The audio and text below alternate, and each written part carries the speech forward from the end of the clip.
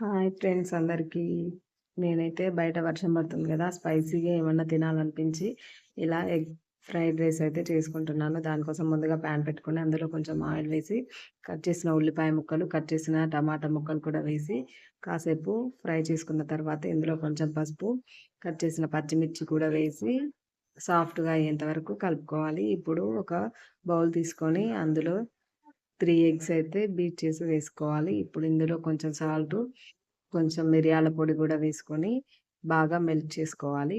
ఇలా చేసుకోవడం వల్ల ఎగ్ అయితే ఫ్లఫీగా బాగొస్తుందనమాట. ఇప్పుడు ప్యాన్‌పై కడాయి పెట్టుకొని అందులో కొంచెం ఆయిల్ వేసుకొని ఇలా ముందుగా బీట్ చేసి పెట్టుకున్న ఎగ్స్ కూడా అందులో వేసి బాగా ఫ్రై చేసుకోవాలి. ఇప్పుడు కొంచెం కొంచెం పక్కకి కదుపుతూ బాగా ఫ్రై అయ్యేంత వరకు ఇలా ఫ్రై చేసుకోవాలి.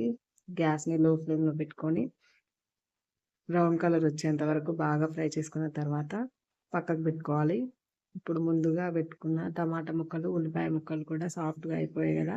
ఇప్పుడు ఇందులోకి 2 కప్స్ అయితే రైస్‌ని యాడ్ చేసుకొని, ఒక స్పూన్ కారం, అర స్పూన్ జీలకర్ర పౌడర్, ఒక స్పూన్ ధనియా పౌడర్, అర స్పూను గరం మసాలా కూడా వేసి, ఇప్పుడు ముందుగా ఫ్రై చేసి పెట్టుకున్న ఎగ్ గూడా ఇందులో వేసి అన్నీ బాగా కలిసేంత వరకు హై ఫ్లేమ్‌లో పెట్టుకొని బాగా కలుపుకోవాలనమాట.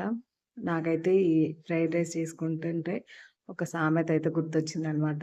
ఏంటంటే, పండగ పూట కూడా పాత మొగుడేనా అన్నట్టు ఎప్పుడు ఇంట్లో మామూలుగా వంటలు చేసుకుంటాం గదా! మామూలుగా కర్రీస్ గూడా చేసుకుంటాం. అందుకే ఈరోజైతే కొత్తగా ఎగ్ రైస్ చేసుకోవాలనిపించి నాకు అలా గుర్తొచ్చిందనమాట. చూడండి ఎంత బాగా వచ్చిందో ఎగ్ ఫ్రైడ్ రైస్ అయితే. మీరు కూడా ఒకసారి మీ ఇంట్లో ట్రై చేసి టేస్ట్ ఎలా ఉందో కామెంట్ బాక్స్‌లో కామెంట్ చేయండి. Thank you for